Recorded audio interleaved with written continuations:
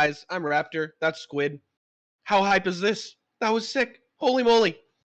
And we got to see another game. Aren't you pumped, Squid?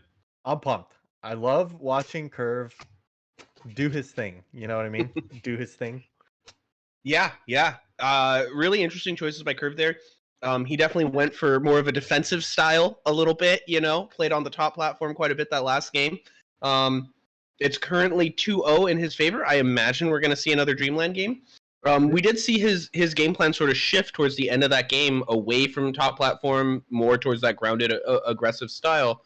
I wonder what he's going to do this game. Yeah, I don't know. It felt like he was trolling, but I think it's like you can kind of platform camp on Dreamland. It's just nobody does. But Marth has a hard time reaching platforms, so I'm down.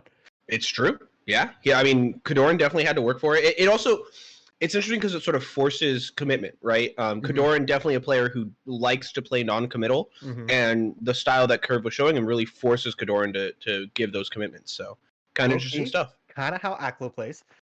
Maybe not as explicitly, but kind of like using Fox's mobility to kind of force your opponent to commit into you is definitely a little bit of that Aklo sauce. So what you're saying is that if Kurv had taunted a couple times last game, he would have won. Oh, yeah, let's open up that Discord. yeah, let's go. I'm ready. Kurv is just too well-mannered to do things like that, Right, so right. It's just not really realistic to imagine that world. Yeah, it's really hard to even consider. Right. Yeah. Also, another interesting thing, Kurv was playing very defensive that last game, but even still, I mean, we barely got to halfway through the timer.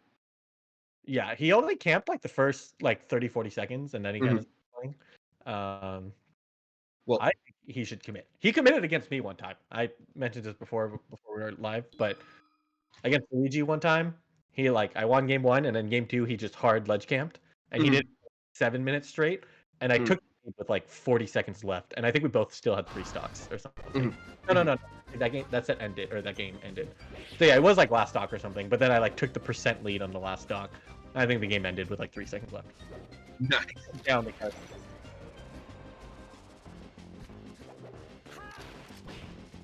Okay, cool. So it looks like we're live here. We missed a little bit of that first game. Sorry about that, but we're back in. It is 2-0 for KoDoRiN, and we'll see how this goes. 3 stocks apiece. Kurv actually ahead right now. Yeah, he's just kind of winning now, I think they've had close sets since the online era. I don't remember which one specifically or where they've played and stuff, but I kind of feel like I remember watching it and being like, oh, it's actually not, in LAN era, Kurv's Fox wasn't ready for KoDoRiN yet, and Luigi Marth is not, playable. So.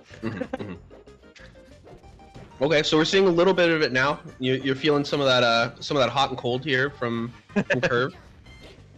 PC Chris was ahead of his time, dude. He really was. Kind of literally was, but also. I mean, yeah, that's sort of what being the best kind of means, right? How did he just wait for that get up on the F smash? That was terrifying. I would have cracked. Optimal timing.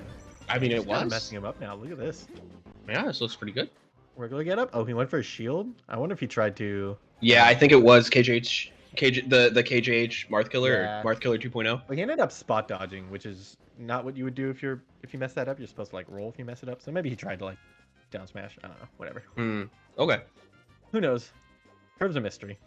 True. The inner workings of his machination mind, something are an enigma. Yeah. Well, it's so cool to see how Kurv is playing this, right? He plays super defensive, he plays far away, and then all of a sudden he's running across half of Dreamland to dash attack you, right? Yeah. That was the commitment he chose to go for. And KoDoRiN does seem very taken aback when Kurv chooses to. Yeah, he's like, what are you doing? Oh!